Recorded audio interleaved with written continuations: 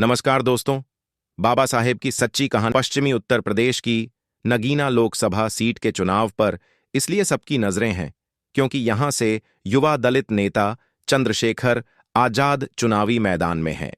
दिलचस्प यह है कि वे यहां से अपनी पार्टी आजाद समाज पार्टी से चुनाव लड़ रहे हैं और विपक्ष के गठबंधन के उम्मीदवार नहीं हैं, लेकिन वे चुनाव के केंद्र में हैं और उनके यहां होने की वजह से मुकाबला दिलचस्प हो गया है। बीते 6 अप्रैल को नगीना लोकसभा क्षेत्र के नगीना कस्बे में बहुजन समाज पार्टी के राष्ट्रीय कोऑर्डिनेटर आकाश आनंद ने कहा, वह हमारे लोगों को उतार कर लड़ाई लड़ने की बात करते हैं, लेकिन अपना मुकद्दर बनाने के बाद लोगों को छोड़कर चले जाते हैं। आकाश आनंद ने भले ही अपने संबोधन में आजाद समाज पार्टी के राष्ट्रीय अध्यक्ष चंद्रशेखर आजाद का नाम नहीं लिया, लेकिन लोग समझ गए थे कि उनका इशारा किधर है। बात यहीं नहीं थमती। 14 अप्रैल को समाजवादी पार्टी के अध्यक्ष और पूर्व मुख्यमंत्री अखिलेश यादव ने भी नगीना लोकसभा क्षेत्र के नाहटौर इलाके में एक जनसभा में चंद्रशेखर पर निशाना साधा। उन्होंने चंद्रशेखर पर इंडिया गठबंधन के नेताओं को लुभाने का आरोप लगाया। ये दो मामले थे जो एक के बाद एक चंद्रशेखर के खिलाफ सुनाई दिए।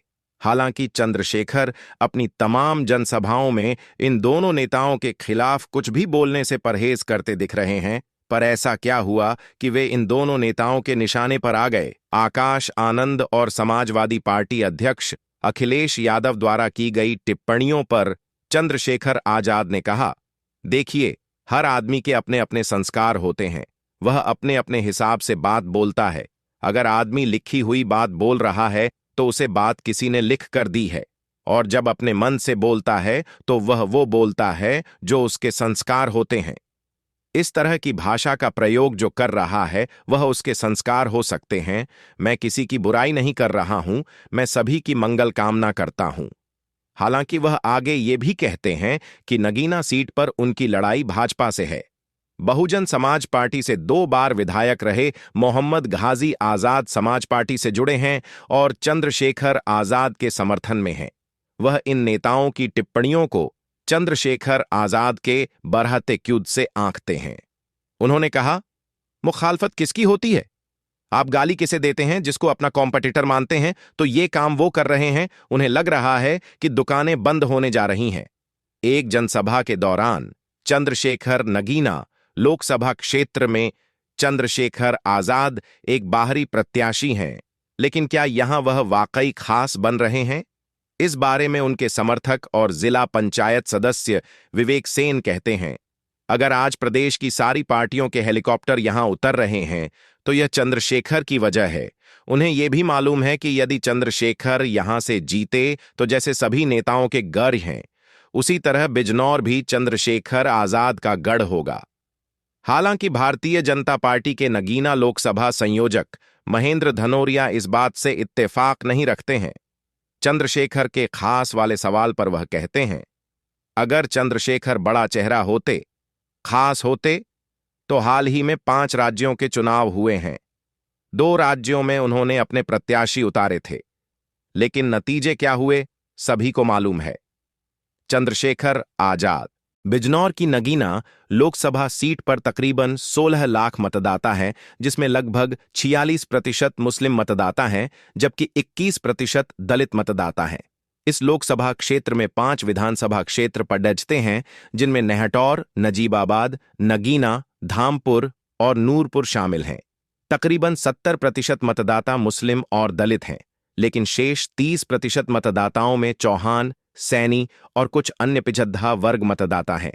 भारतीय जनता पार्टी की ओर से यहां नाहटौर विधायक ओम कुमार मैदान में हैं, तो इंडिया गठबंधन की ओर से पूर्व जज मनोज कुमार हैं। वही आजाद समाज पार्टी की ओर से चंद्रशेखर आजाद हैं, जबकि बहुजन समाज पार्टी की ओर से सुरेंद्र पाल प्रत्याशी हैं। तो नगीना लोकसभा सीट रिजर्व है और सभी पार्टियों के प्रत्याशी दलित वर्ग से ही हैं। हालांकि दलित मतदाताओं को बहुजन समाज पार्टी का एक परंपरागत वोट माना जाता है, पर इस बार ग्राउंड पर हालात अलग दिख रहे हैं।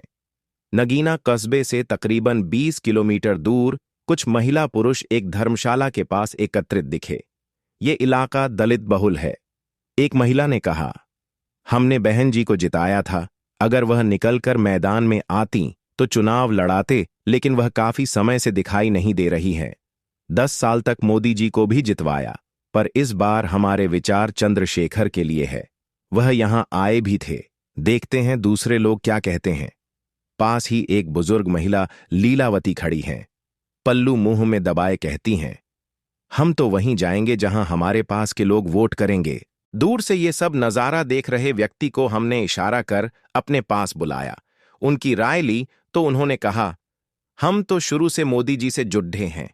इस बार भी हमारा मत उनके लिए है। भूमाफिया, गुंडे सभी भाग खड्डे हुए हैं इस सरकार में। बहन बेटियों की सुरक्षा हो रही है, इससे ज्यादा और